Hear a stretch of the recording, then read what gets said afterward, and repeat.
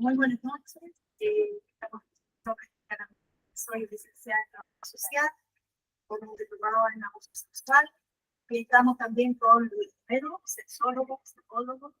Hemos estado compartiendo en esta oportunidad.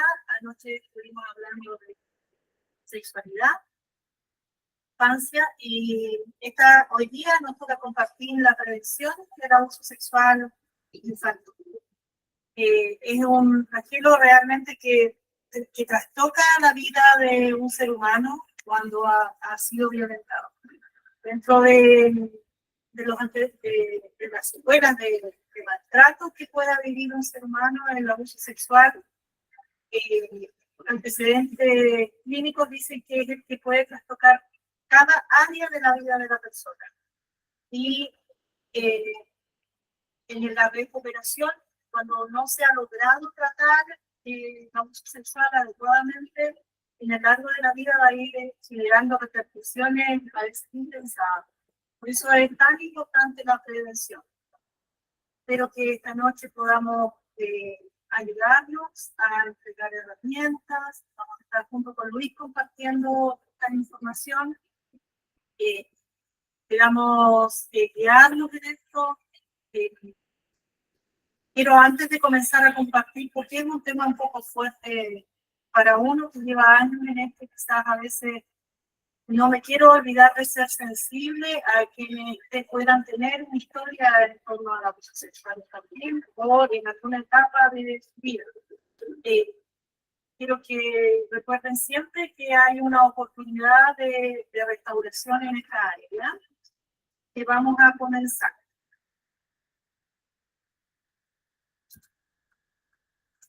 Dice, ¿por qué es tan importante? El abuso sexual mata el cuerpo y el alma de los niños. El abuso sexual infantil vuelve a los niños infelices. Un niño que un día estaba funcionando con sus características normales, de juego, de integración, al otro día es otra persona. Su vida fue trastocada y ha sido cambiada.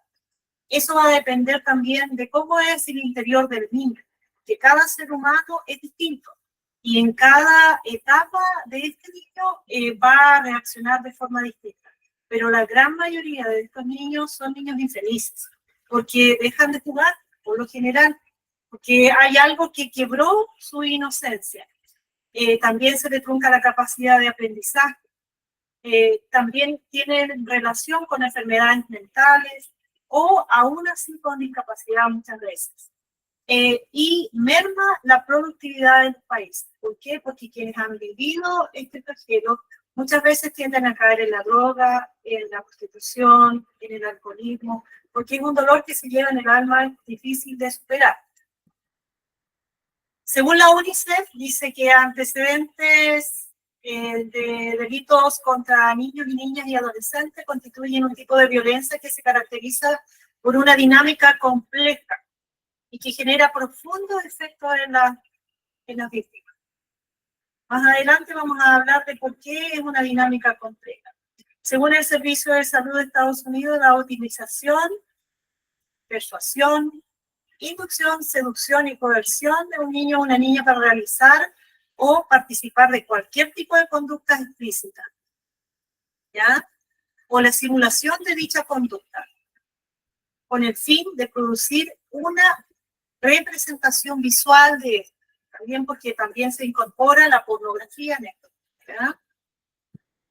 Pues decimos, bueno, si queremos irnos más cercanos, yo estuve revisando algunas noticias y en la región de los lagos, por ejemplo, con respecto al censo, el 18 de abril salió esta noticia: abuso sexual y robos a menores, al menos 8 censistas han sido víctimas de delitos en la región de los lagos.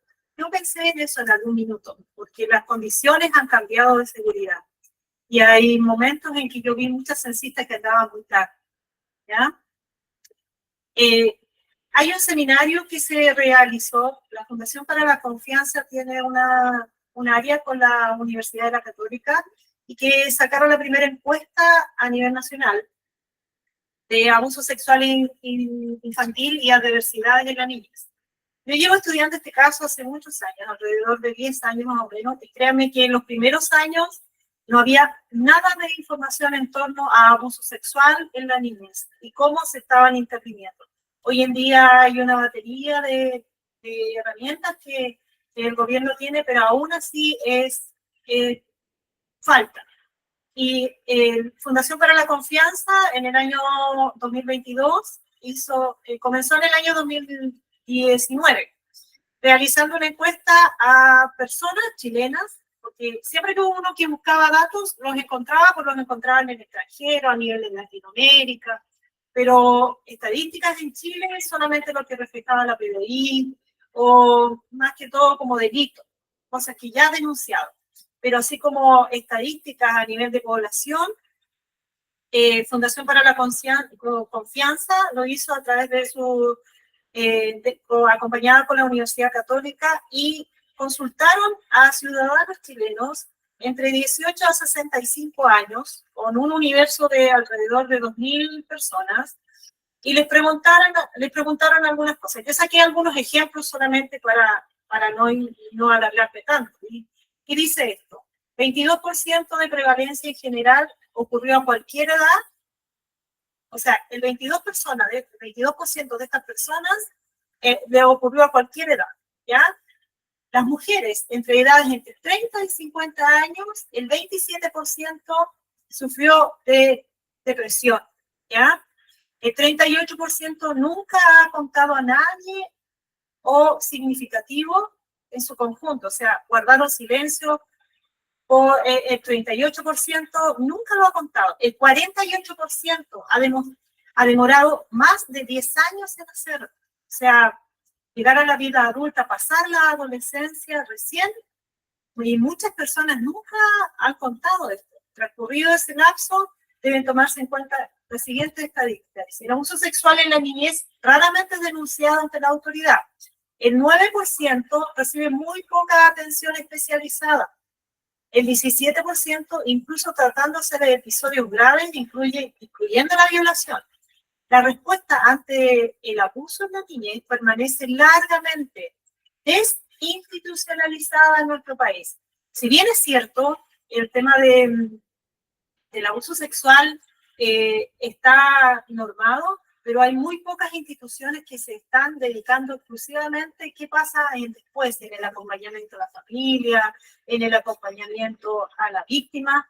En instituciones existe muy poco, ¿ya? La mayor parte de quienes han sufrido el abuso se considera una víctima, dice Fundación para la Confianza, porque las redes de apoyo todavía son débiles, aunque hay todavía, existen, pero aún todavía son débiles, perdón, eso quise decir. Cuando se les pregunta a qué edad ocurrió el primer incidente, reportan que sucedió menos de 18 años el 18%, menores de 18 años que han sido víctimas de un ofensor de 12 años en promedio. Por ejemplo, a ver, vuelvo a repetir. A quienes le ocurrió el primer incidente reportan que sucedió con menos de 18 años el 18%, ¿ya? Menores de 18 años que han sido víctimas de un ofensor de 12 años y más, ¿ya? Desde ese rango hacia... Entonces, vamos a comenzar. Dice, abuso sexual. Pequeñas intervenciones, grandes resultados. ¿Qué quiere decir esto? Que el abuso sexual se puede prevenir. Y esa es una gran ventaja. ¿Por qué? Estadísticas dicen que lo podemos disminuir hasta en un 80%. Porque el victimario es cobarde. Cuando la familia se prepara para hacer prevención con pequeñas intervenciones, se puede prevenir. Una oscura noche del alma. Entendiendo, vamos a entender un poco del abuso sexual. Aquí tenemos otra definición. Contacto e interacción entre un niño y un adulto. Cuando el adulto utiliza al menor para estimularse sexualmente a sí mismo, al niño o a otra persona. El abuso sexual es un delito que no deja huellas, ya que por lo general no usa las fuerzas físicas. Habitualmente no existen testigos. Podemos mencionar dos tipos de abusador. El abusador que es laxo, que es suave, que es sutil, que es amigo de la familia o que se busca ser amigo de la familia, con regalos, con obsequios, es increíblemente muchas veces hasta asexuado, que no tiene pareja, o en otras ocasiones hasta puede ser una persona con un matrimonio establecido. El abusador muchas veces no va a tener un carácter fuerte, sino que va a ser un conquistador de la familia y del niño, ¿ya? Por eso a veces es un delito que no deja huellas, ¿ya? Porque por lo general cuando vemos en las noticias este tipo de abusador, nos dicen, no, pero si era un vecino tan bueno, si era un caballero. Y claro, porque es un tipo de abusador, ¿ya? Y el otro tipo de abusador es el que ya es violento, ¿ya? Son los violadores, por ejemplo. Y que por lo general nosotros podemos determinar más qué características tienen. Los tipos de abuso. Sin contacto físico, mostrar los genitales al niño, pedir que el niño muestre sus genitales, exponer al niño a material pornográfico, tener conversaciones o llamadas telefónicas con el niño del contenido sexual, obligar al niño a presenciar actos sexuales entre adultos, utilizar a niños para la producción de material pornográfico. Esto hoy en día es tremendamente importante. ¿Por qué? Porque se ha naturalizado el tema de lo sexual a través de la música, a través de internet, a través de las redes sociales, a través de un montón de plataformas y además a través de Netflix, que muchas veces no tiene filtro. Entonces, esto es tremendamente triste porque los niños hoy en día están, muchos de ellos, sexualizados, ¿ya? Tipos de abuso con contacto físico está el manoseo, los toques con malicia, relación sexual oral o vaginal o anal. Un tipo de abuso sexual no solamente es el toque físico, como veíamos. El tipo de abuso sexual también puede ser solamente con mirar, porque irrumpimos en la inocencia del niño, ¿ya? Irrumpimos. Por eso es importante también, quizá, no sé si lo voy a mencionar más adelante, pero no quiero olvidar los protocolos de los colegios, tremendamente importantes, porque si bien es cierto, hemos ido por generar un listado de personas que tienen delitos que uno los puede revisar, también es importante saber que en las salas de computación de los colegios, revisar qué están consumiendo los niños, porque hay salas a veces de computación que hay mucha libertad. ¿Qué tipo de juegos están jugando los niños? Porque hoy en día se sabe que hay tipos de juegos donde los pedófilos tratan de tener contacto con niños. Otro, antecedentes de abuso. Esto es a nivel de, en Argentina se hizo esta encuesta hace un par de años atrás. Yo la quise poner porque se parece mucho a las estadísticas que hay a nivel de Latinoamérica.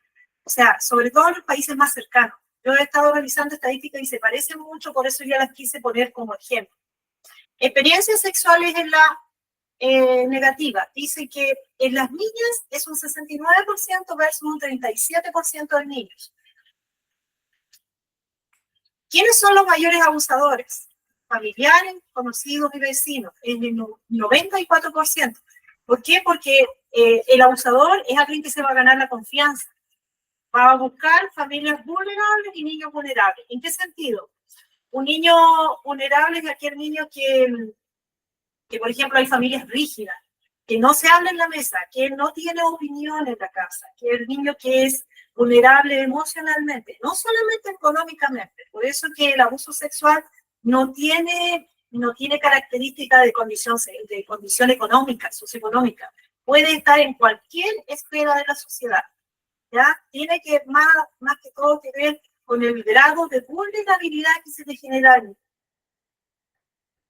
Por eso es importante generar niños fuertes en ciertas formas, por ejemplo, que no estén obligados a saludar, que a veces los papás, pero saluda al tío, y muchas veces el niño ni siquiera conoce al tío. Entonces, son pequeñas cosas que uno puede ir generando en el niño espacios de protección sobre su vida. Después, ¿quiénes son los abusadores? En el 31% el tío, en el 28% el primo, el 21% el hermano, el 8% el padre, el 7% el padrastro y el 5% el abuelo. Sin duda hay mucha historia en esto, porque hay familias a veces que esto ha pasado de generación tras generación. Y es necesario ser consciente de que el ciclo se tiene que terminar. A veces es difícil, porque la dinámica que genera el abusador sobre la víctima es solapada, es suave, es sutil, es amenazante a veces. Entonces, muchas veces estos niños que son vulnerados, les cuesta como poder expresar, y aún así un adulto, porque ¿qué es lo que hace el abusador? Transfiere toda la culpa hacia la víctima, siendo que nunca ha sido así, porque un niño nunca va a ser culpable de un abuso sexual, nunca. Porque en el niño no tendría por qué haber una connotación sexual, a no ser que haya sido estimulado, pero aún así es inocente. ¿A qué edad tenías cuando ocurrió el abuso? Le preguntaban. Dicen que, y estadísticas en Chile mencionan lo mismo. Dice que el 77% tenía 12 años. El 23% tenía más de 12 años. A menos que Dios intervenga, la irrupción de la sexualidad adulta en la vida de los niños trae consecuencias, muchas de ellas irreparables de por vida. O sea, son difíciles de reparar, pero sí se puede, sí puede haber esperanza. Dice, no se debe creer que nuestra familia está exenta de sufrir el abuso, porque muchas veces se piensa, no, nosotros no nos va a pasar, porque no, uno siempre tiene que estar preparado para tener carácter, de cortar ciertas confianzas a veces que se pueden generar dentro de la familia. Hoy en día, por ejemplo, voy a tomar un ejemplo. Cuando llega visita a la casa, los niños tienen que estar preparados para que si llegó visita, ellos tienen que saber que hay lugares privados en el hogar, que el baño, estamos hablando de niños pequeños, que tienen que estar con la puerta cerrada, si van a la playa, por ejemplo. ¿Dónde cambian a los niños? ¿Al aire libre? Son medidas de protección que tú estás enseñando al niño que hay momentos de privacidad y hay momentos de donde es público. Lo mismo que uno le enseña al niño cuando tu parte pública o tu parte privada en el cuerpo, es importante que dentro del contexto social ellos también aprendan qué lugares ellos pueden estar y qué lugares tienen que salir. Lo mismo en el saludo o en pequeños detalles. Eso se le debiera enseñar al niño, ¿ya? ¿Contaste tu experiencia de abuso? Le preguntaban. El 64% dijo que sí, que lo había contado. Mientras que el 36% dice que nunca lo contó. ¿Recibiste ayuda? Le preguntaron. El 45% dijo que sí, y el 55% dice que no, que nunca recibieron ayuda. O sea, esas personas nunca no han hablado. No han recibido ayuda y la herida sigue. Cuando no hemos recibido ayuda, cuando no hemos encontrado respuestas a preguntas hablando de la vida adulta, esa herida sigue abierta y sigue habiendo secuelas en torno a nuestra vida diaria. Y a veces caemos en patrones de dolor o a veces en matrimonios mal habidos por heridas profundas que genera esta secuela.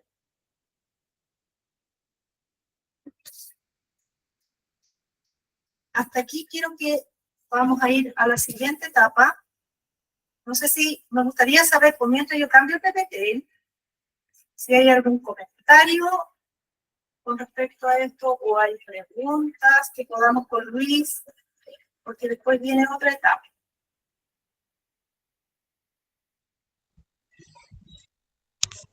Buenas noches, ¿sí me escucha? Sí, sí. Buenas noches, mi nombre es Jenny.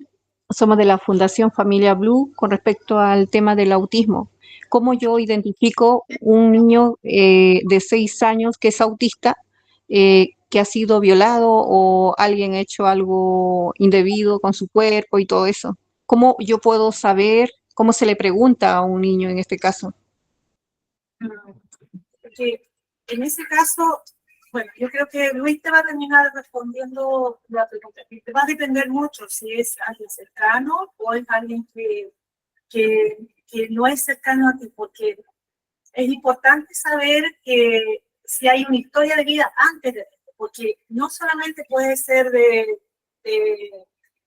hay que tener el equilibrio. Puede ser una secuela del abuso o de una violación, como puede que no. Y en eso es súper importante la revelación del niño, porque no podemos obligar a un niño a que cuente, lamentablemente. sí podemos ver las secuelas, ¿ya? Y dentro de esas secuelas es importante que el relato del niño no sea primero a una persona, después a otra. O sea, el momento en que el niño habla es tremendamente importante. Ese momento tiene que ser sin cuestionamientos, sin juzgarlo tampoco, diciéndole por qué estuviste ahí. Y lo otro que sea en un ambiente seguro. Y no prometerle también que no vamos a hablar con otra persona, ¿verdad? Porque probablemente lo vamos a tener que hacer. Entonces, la forma en que uno le dice al niño, yo voy a escuchar tu relato, pero tú tienes que saber que yo voy a tener que buscar ayuda para ti. No le podemos prometer, porque muchas veces los niños nos piden que por favor no le contemos a nadie, porque es algo privado, pero no lo podemos hacer porque necesitamos ayuda de un tercero para que él pueda salir de esa dinámica o pueda buscar soluciones en la trauma que ha vivido, ¿ya? Ahora, son niños... Perdón, estamos hablando de una persona, en el caso mío, tengo un nieto de 4 años, que no es hablante, y yo creo que la persona Ya, que habló sí, es que lo es un estamos niño, haciendo en términos generales. 6 años, sí, 6 años, no hablante, TEA, no hablante, eso. Ya, lo estamos haciendo en términos generales. Luis va a ir completando la otra etapa, y si hay preguntas que no podemos responder, porque tenemos que tener claro que en este tiempo ha habido una gran auge en temas autistas, y muchas de las cosas que todavía se están investigando. Ahora, lo que hablábamos ayer, en el taller de ayer, hay cosas que las vamos a saber con Luis, pero hay cosas que la podemos investigar y podemos seguir apoyando. No vean como que este taller se terminó y no vamos a seguir en contacto, porque sobre todo el tema de abuso trae mucha ansiedad, mucho miedo, mucha revivencia de dolor a veces. Entonces no lo vean como que si no está la respuesta ahora, no existe, ¿ya? Nosotros vamos a seguir en contacto, vamos a poder seguirnos apoyando. Así que si no estuviera la respuesta, quiero que Luis, no sé si está ahí, Luis, me gustaría que me ayudaras en esto. Sí, aquí está. Sí, bueno, ciertamente, bueno, habíamos estado conversando ayer sobre la importancia de la educación sexual, sin importar el diagnóstico que se tenga. ¿Ya? Debe haber un abordaje pertinente sobre la educación sexual, adecuándola obviamente a las edades y las formas de entendimiento. No olvidemos que en muchas ocasiones para los niños con diagnóstico TEA, digamos, uno de los principales canales de comunicación es el área visual. ¿Ya?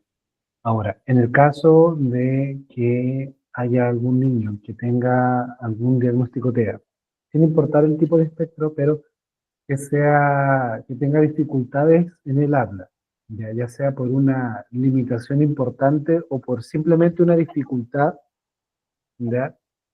Eh, ¿Cómo podemos detectar entonces el autismo? Perdón, ¿cómo podemos detectar un potencial abuso en un niño que no habla? Porque no nos puede decir, mamá me tocaron, o papá me hicieron esto.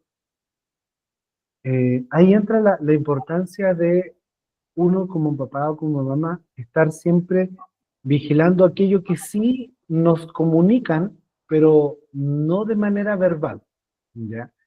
¿Y qué cosas podemos visualizar en un niño que fue lamentable víctima de abuso? Lo primero que todo, y va a ocurrir en líneas transversales y generales, porque ya sea con o sin diagnóstico va a ocurrir, va a ser un cambio abrupto del comportamiento, ¿ya? Eh, lo vamos a notar inmediatamente. Si era tranquilo, no va a estar tranquilo. Si tenía algún grado de socialización, por lo general, va a haber una disminución abrupta, tremendamente violenta en la socialización, porque debido a la linealidad del pensamiento va a tener dificultades para poder generar una vinculación, ya no de un estado previo, de cómo estaba antes a nivel social, por lo tanto, probablemente se retraiga mucho más, ¿ya? Dentro de los elementos que vamos a poder visualizar, va a haber desbordes emocionales, ya esto indica la presencia de llanto fácil, ya, llanto frecuente, presencia de ansiedad, una tendencia a la descompensación por lo general mayor. Va a ser mucho más fácil que los niños puedan visualizar, por ejemplo, el rechazo a participar de alguna actividad en donde hay estados de potencial abusador, o personas de características similares, ¿ya?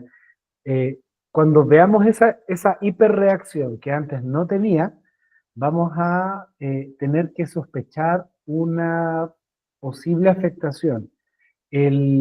Puede que no haya una verbalización, pero si empieza a través de la ecolalia, ya empieza a repetir frases específicas de contenido sexual, que nosotros no sabemos de dónde lo obtuvo, debemos sospechar también de un potencial abuso. Cualquier otro cambio significativo, principalmente, por ejemplo, en la alimentación, en el sueño hay una hipervigilancia, ya no puede dormir como antes, o incluso algunos lo asocian a la enuresis. Bueno, es un síntoma común, la enuresis y la encopresia, es decir, la tendencia a orinarse con mayor frecuencia, ya aún habiendo un control.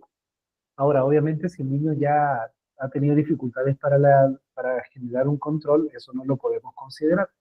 Pero si después de un tiempo en que logró generar un control de su orina, de sus esfínteres, comienza nuevamente a tener descontrol y esto se suma a estos cambios conductuales, debemos sospechar la probabilidad de que no necesariamente fue, digámoslo en términos grotescos, pero es el nombre real, no necesariamente fue víctima de violación, pero sí pudo haber sido víctima de algún tipo de abuso, ¿ya? Eh, el- el- la comunicación del abuso no necesariamente se va a dar a través de la verbalización. Hay una gran cantidad de personas que han sido víctimas de abuso y nunca lo verbalizan, pero lo demuestran a través de síntomas muchas veces orgánicos o actitudinales. Y eso es algo que debemos visualizar también en los niños. En algunos casos tienen, eh, aumenta una frecuencia en enfermedades gastrointestinales. Ya, es algo inusual, pero suele pasar. Entonces ahí tenemos sintomatología que no depende estrictamente de la verbalización, sino estrictamente de los cambios en el comportamiento habitual que tenía en un continuo y ahora vemos que algo cambió, algo significativo. Ahí debemos empezar a sospechar de que fue víctima de algo. Y ahí nosotros podemos ver, por ejemplo, utilizar imágenes, fotos para que vaya identificando Es súper importante lo qué que fue lo que hablamos pasó. de Luis, poder, quizás quienes no pudieron estar ayer, lo invitamos a estar porque tiene una secuencia. El hecho de que tú conozcas a tu niño, vas a saber inmediatamente que algo está pasando, cuando le duele la cabeza, cuando llegó algo más por el colegio, hay algo que nos va a informar. Y en eso tenemos que unirlo al equilibrio. ¿Qué viene de acá, de acá? Es la única forma que hoy en día se puede saber el ambiente, qué ambiente ha estado. O sea, es esa información. Yo tengo la otra parte y quiero continuar y quizás al final podemos seguir respondiendo preguntas y eh, yo le animo a estar tranquilo porque vamos, si no logramos tener todo ahora, vamos a seguir apoyando. Así que tranquilos. Vamos a subir la otra presentación.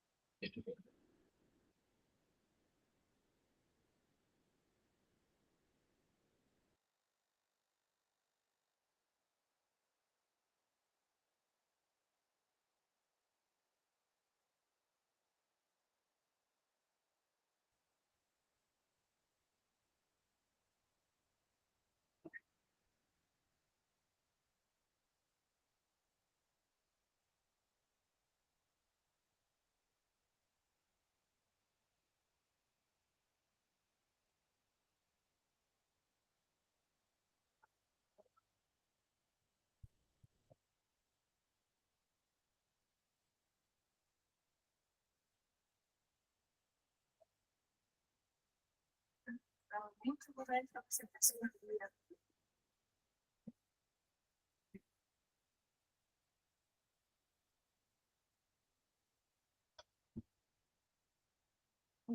La primera vez que presento en capa, por eso lo he hecho. Así que le pido disculpas, que la tecnología a veces nos pilla. Por eso me perdí. Ya. ¿Puedo presentar ahí?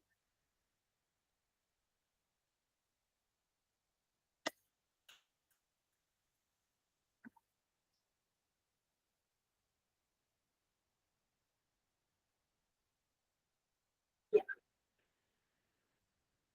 Hay una historia familiar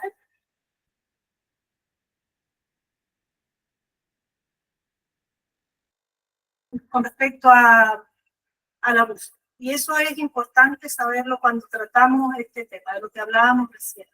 Es importante saber para proteger a nuestra generación que viene, qué me pasa a mí con el mucho abuso sexual. Y en esto queremos ser bien honestas con esto, en realidad, porque necesitamos saber qué me pasa a mí cuando escucho abuso sexual. Y va a depender de eso, cómo he tratado yo esa área, como hablábamos ayer también, cómo vemos nuestra sexualidad y cómo yo voy a poder entregar esa información, ¿ya? Es importante que puedan haber cambios en eso, en esa mirada, que como un paraguas podamos abrir nuestra mente, no para el temor, sino para que cuando nosotros aprendemos de prevención o cuando no hemos entendido nada y comenzamos en este proceso, aprender a tener la calma y a irnos actualizando, ¿ya? La educación en esta área es súper importante, es muy valiosa y ayuda muchísimo, ¿ya? Salud mental y física.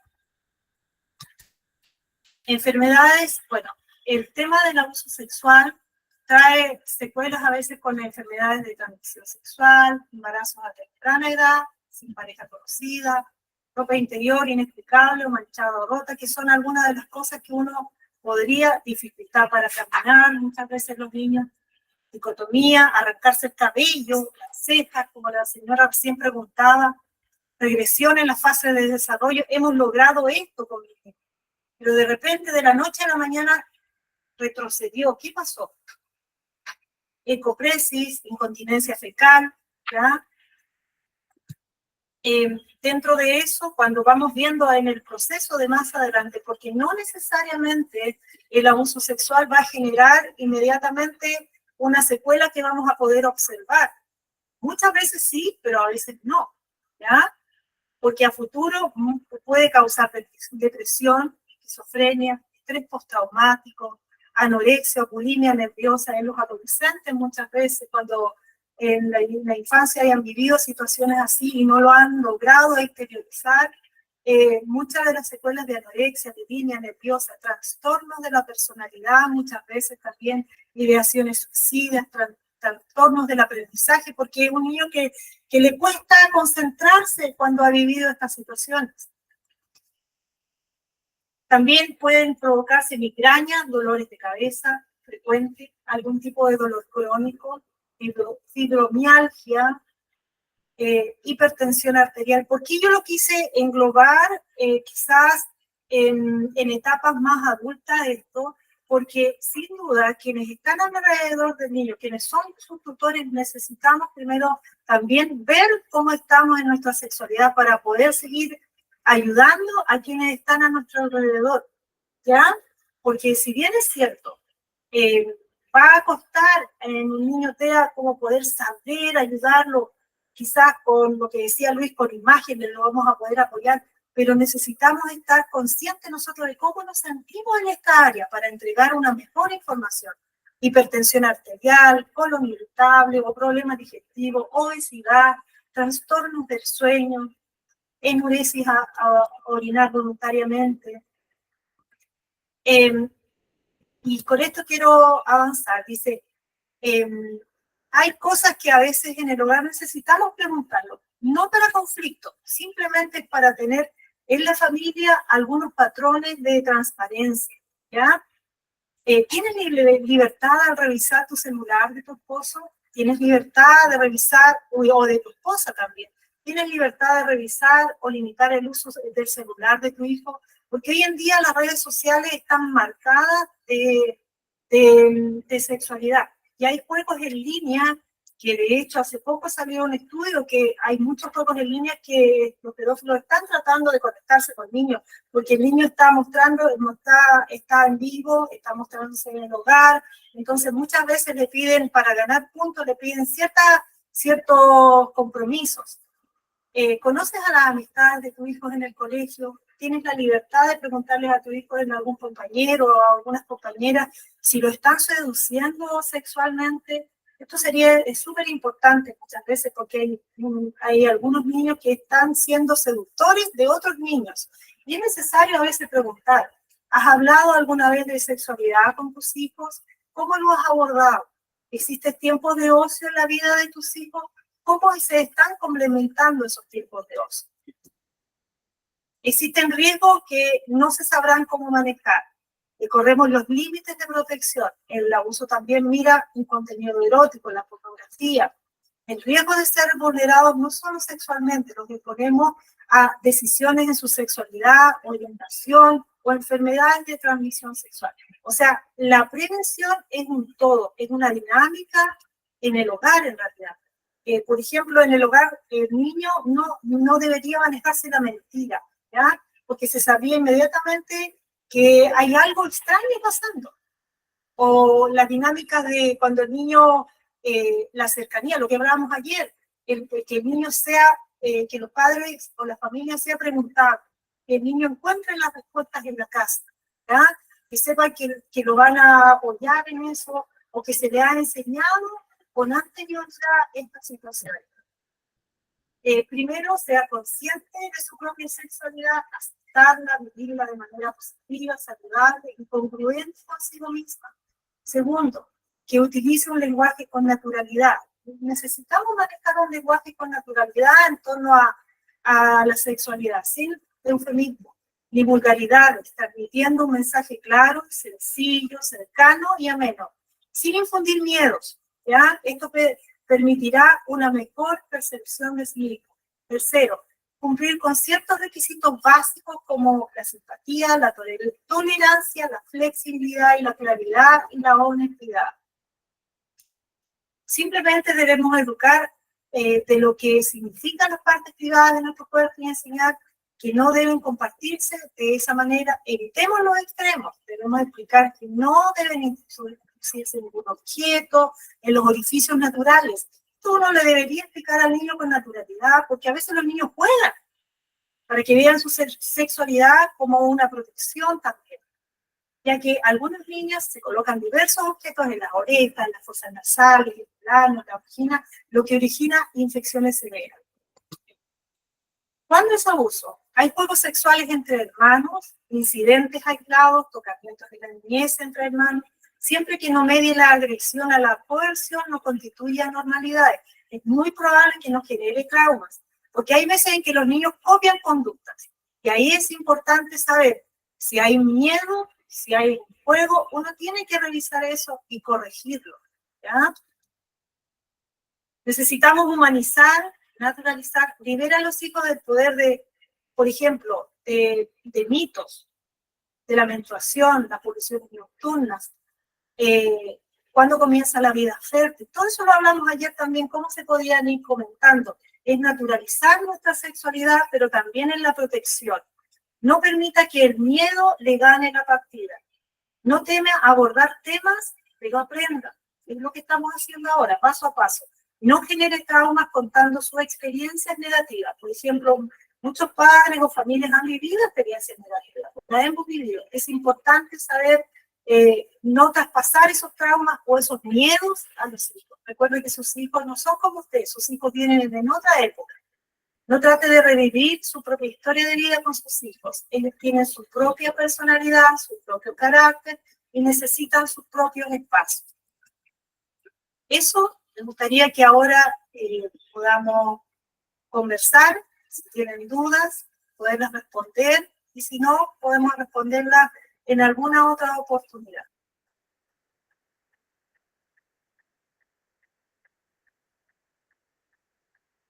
Luis, ¿estás ahí?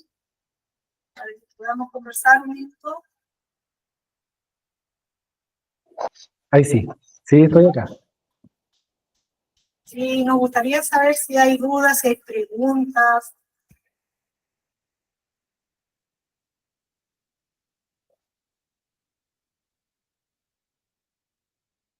Espero que, ya, ahí dice Melissa que ha sido clara la explicación.